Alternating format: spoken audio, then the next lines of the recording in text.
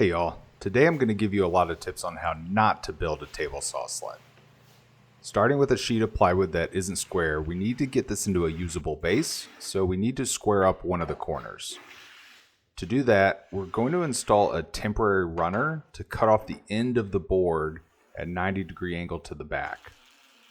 To make that runner, I found a small scrap piece and planed it down to size to fit in the slots on the table saw.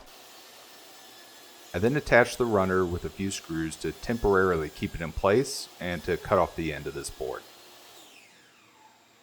I made sure to mark that corner and remove the runner to get started on the actual runners.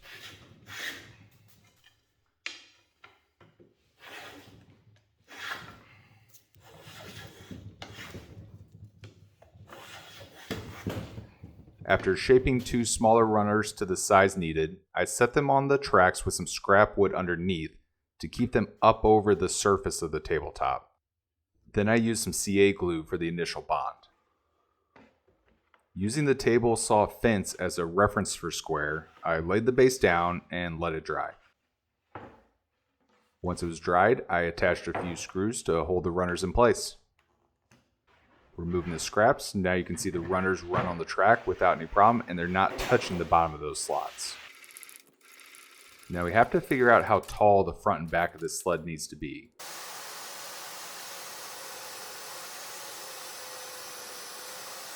I cut out the boards to make the front and the back, one for the front and two for the back. And then I glued and nailed two of them together to be the back board.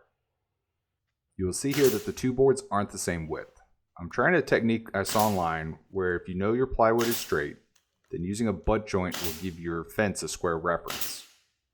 We will see how that turns out.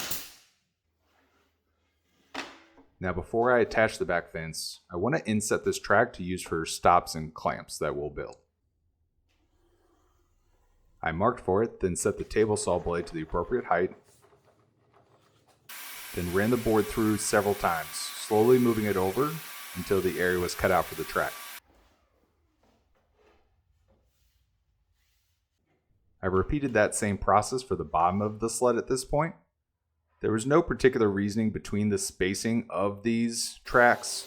It's just what felt right at that moment based on what clamps I was planning on using and what size of boards I was planning on using this sled for. After cutting out all the grooves, I cleaned them up by hand. And then after trimming the track to length, I went ahead and attached the track on the back fence.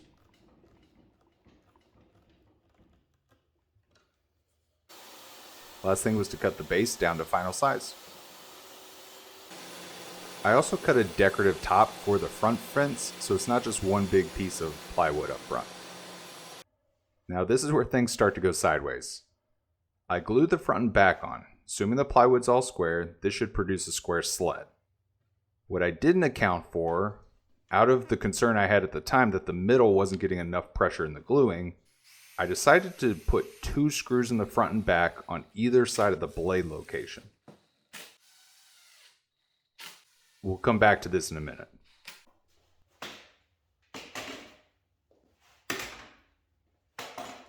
First problem, the board didn't end up flat on the bottom once dried.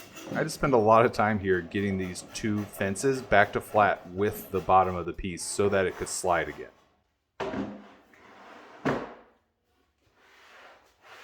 Once it could slide, I maxed out the blade and cut through the sled. The second problem came after the test cuts.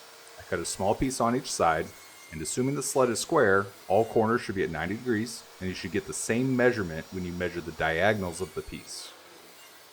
But I didn't even get to the measuring part. You can see here this was obviously out of square. It needed to be addressed. What I think happened was when I put those screws in the fence, it put too much pressure on that specific piece of the section and brought it out of square.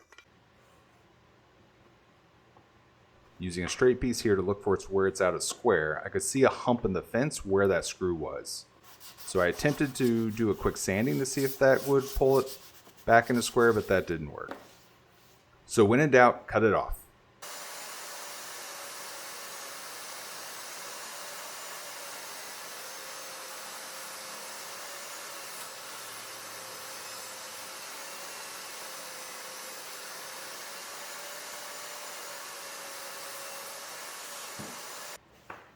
I double checked that the fence itself was straight and it looked good still.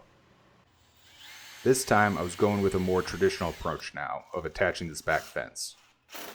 I attached a screw near the blade to use as a pivot point, and then I set a clamp on the far end and used my square to get an initial placement for the fence. I then made a bunch of test cuts, adjusting for square until I was able to cut a small piece, all 4 sides, and have it come out with the same diagonal measurement.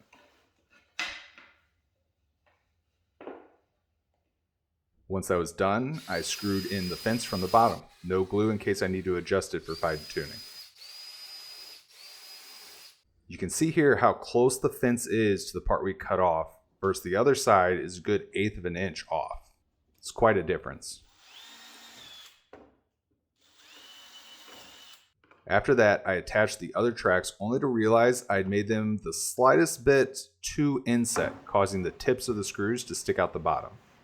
So the third problem, I had to spend time with this file and get the bottom back to flat.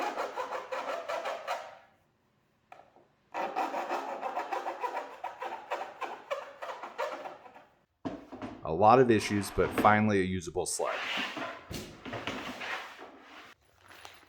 Now to get the most out of this, I built a series of holders to work with the track system. The first thing I built was a stop. One side of it's flat to use as a stop for repetitive cuts, but the other side I rounded off so I could use it as a clamp for small items.